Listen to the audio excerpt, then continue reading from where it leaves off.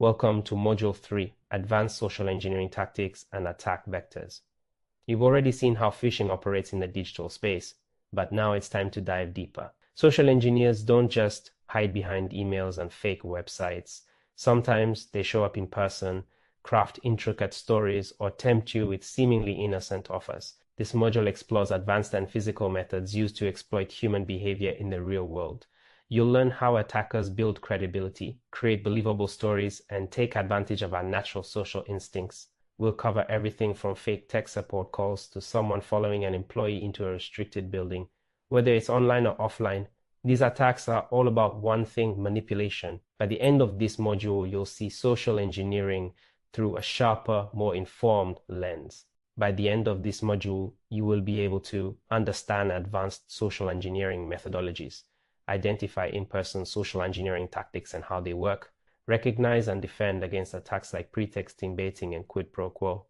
Learn how attackers exploit physical spaces through tailgating, dumpster diving, and shoulder surfing. Spot the subtle psychological techniques behind successful social engineering campaigns.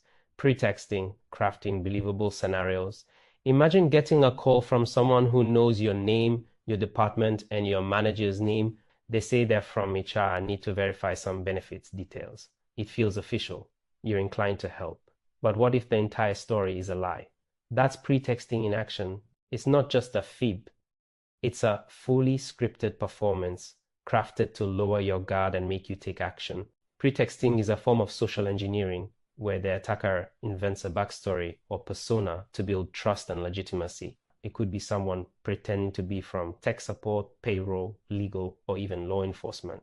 Anyone who would normally be trusted with information. Here's how it works. 1.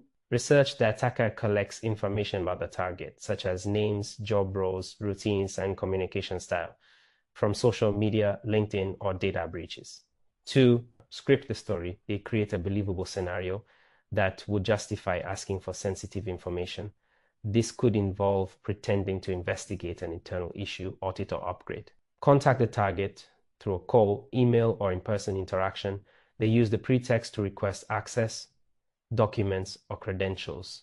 For example, a fraudster might call claiming to be from your company's help desk, saying they need to reset your password urgently due to a security threat. Another might pose as a law enforcement officer investigating suspicious transactions and request verification of your employee access log.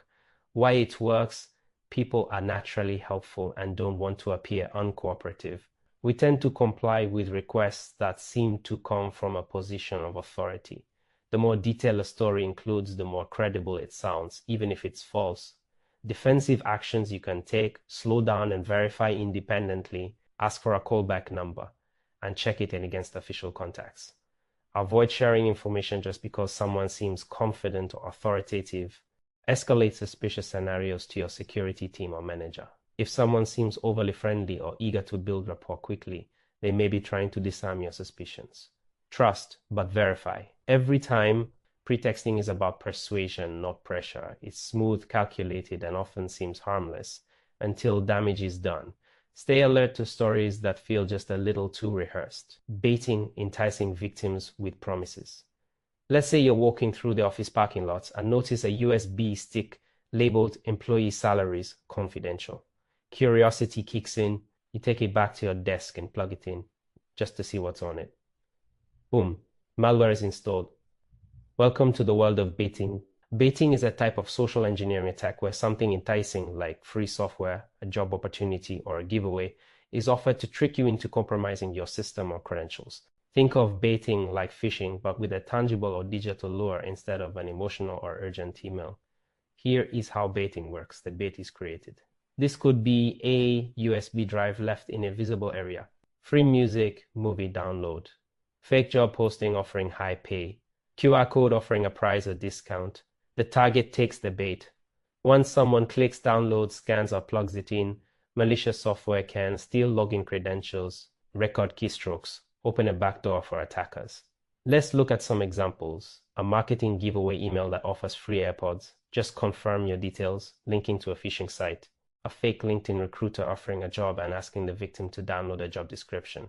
A USB stick left in a break room labeled 2025 Q1 bonus payout. Why baiting works, people love free stuff. Curiosity is powerful. Scarcity and exclusivity, limited offer only for select employees increase the temptation. How to protect yourself. Don't plug in unknown devices. Even if it looks harmless, it could contain auto-running malware. Be skeptical of freebies, especially unsolicited offers or downloads. Hover over links and inspect URLs before clicking. Use endpoint protection software that scans new devices automatically. Bottom line, if it looks too good to be true, it probably is. The bait might look tempting, but what's hidden inside can be devastating. Quid pro quo. The exchange for information. Let's say you receive a call from someone claiming to be from IT support. Hi, we're upgrading all email servers. If you give me your login now, I can make sure you don't lose any data. It sounds helpful, but in reality, it's a trap. This is a classic example of a quid pro quo attack. Quid pro quo means something for something. It's a form of social engineering where the attacker offers a service or benefit in exchange for information or access.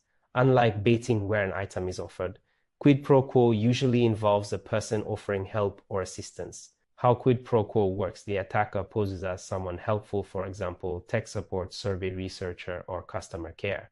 They offer a benefit, fixing a problem, solving an issue, or even giving a reward. In return, they ask for something valuable: passwords, access credentials, or confidential data. Let's look at some examples. Fake IT support calls employees pretending there's an urgent update and requests their password. An attacker offers to help remove a virus but needs the user to install remote desktop software. Someone conducting a survey promises a gift card in return for personal or company information. Why it works: people want to be cooperative, especially when help is offered. The attacker sounds like they're solving a problem, not creating one. It feels transactional, and that makes it seem fair. How to protect yourself. Never give out credentials over the phone or email, even if the caller sounds legitimate. Verify support calls by calling the help desk directly using known internal numbers. Be cautious of any support you didn't request. Bottom line is, real support teams won't ask for your credentials. If someone offers something in exchange for access, stop and think. That help might just be the opening move in an attack. Impersonation and role-playing. Imagine someone walking into your office confidently wearing a contractor badge and holding a clipboard. They greet the receptionist by name, say they're there for an inspection, and ask to be shown to the server room. No one questions them. This is impersonation, one of the boldest and most effective social engineering techniques. Impersonation is when an attacker poses as a trusted individual or authority figure in order to gain access to sensitive information, systems, or locations. It goes beyond storytelling, it's performance. Common impersonation personas include IT technician, law enforcement delivery personnel, maintenance workers, executives, or managers. Via phone or email, role-playing supports impersonation by helping attackers sell their fake identity. They rehearse interactions, dress the part, and sometimes even carry forged documents or ID badges. How impersonation works: preparation, the attacker researches company routines, dress codes, jargon, and floor plans. Execution, they dress and behave in a way that fits the role they're playing. Confidence and urgency help suppress suspicion. Engagement, once inside or connected to the victim, they extract information, plug in rogue devices, or move laterally within the organization. Examples: a fake telecom worker asked to check the server closet and installs a rogue device. A scammer calls pretending to be a senior manager needing quick access to a report. Someone emails HR pretending to be a new employee and requests system credentials. Why it works: people are trained to be polite and accommodating. Visual cues, uniforms, clipboards, badges create perceived legitimacy. The attacker controls the context, making others feel it would be rude or inappropriate to challenge them. Defense strategies: always verify the identity of visitors and unexpected callers, even if they look official. Use access controls and require escorting for non-employees. Educate staff to question authority when something feels off. The bottom line is, confidence, appearance, and context can deceive even sharp employees. Don't rely on appearances, rely on verification.